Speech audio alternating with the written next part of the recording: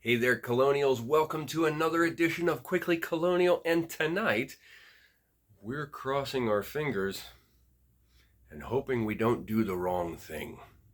Why? Well, that's because of our candlestick and the superstitions that went along with candles in colonial America.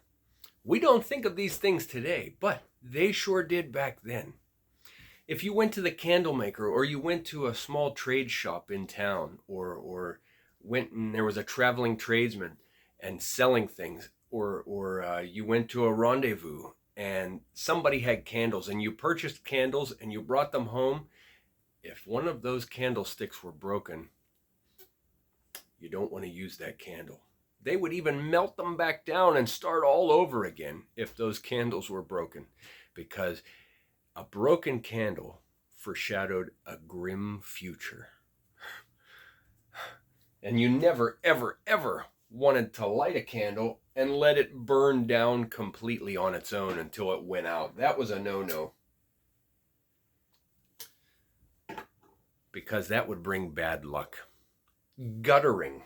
This candle here, as a matter of fact, is guttering.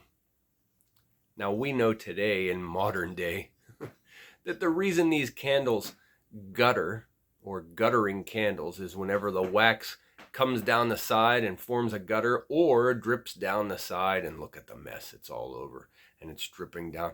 This candle is guttering. Now, the reason why it's doing that is because it's an uneven surface. Maybe it's sitting on a table that's sideways, or maybe the candlestick isn't standing straight upright in the candle holder. But that's what guttering is. But you didn't want to have a guttering candle, because that meant that someone in the household was going to die. Imminent death to someone in the house. Now, this candle has a brilliant orange-yellow flame, but sometimes that flame can change color based on what the wick is made out of, what the candle is made out of, what you're using as fuel, what kind of gases are in the air, what's outside, what's inside your house. And sometimes that candle will glow different colors. If there was a blue flame, that meant that there was a ghost nearby. During Christmas time, it was a tradition that you would want to burn a bayberry candle.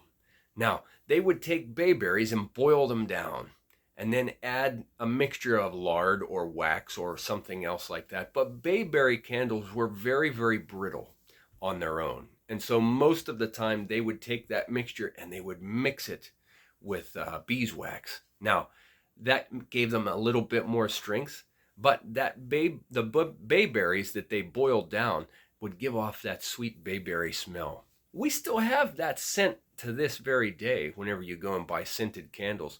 But they would burn a bayberry candle at Christmas time because they believed that it would bring wealth and prosperity. Now, this was the only time you could light a candle and let it burn the whole way out on its own, was at Christmas time. They would light it at the very first sight of the first star on Christmas and let it burn the whole way down until it snuffed itself out. Now, I even found a poem about Christmas bayberry candles and the idea of good luck for the new year in a New York newspaper from 1798. It said, "A bayberry candle burned to the socket puts luck in the home, food in the larder, and gold in the pocket." So it's good luck to burn that bayberry candle at Christmas time. I remember my grandmother burning candles in the window. And as I got older, especially at Christmas time, and Granny got more sophisticated, she would have the plug-in ones to put in the windows. But that was a sign in colonial times, especially at Christmas time, that, hey, we're welcome. You're welcome. We're open for visitors. You can come and visit us and say hi and come enjoy the holiday with us. Now, if you went to what we would call a hotel, or back then they had an inn, okay, and they would have candles lit candles in the windows, and that indicated that they had rooms available to rent. In people's homes, they would also put lit candles in the windows throughout the rest of the year. And that was to ward off the evil spirits and also to keep away the hexes and the spells from witches so that they couldn't hurt you. You know, Mrs. Colonial's family even has a tradition.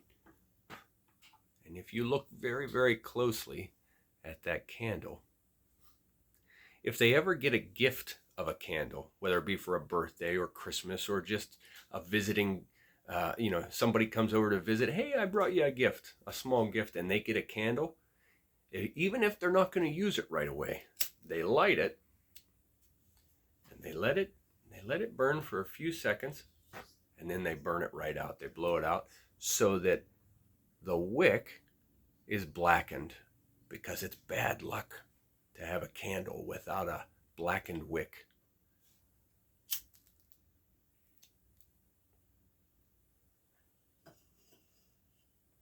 So there you have it, my dear Colonials. One more connection that we have with colonial times, with our dear family members and friends that have passed on and lived during the colonial times.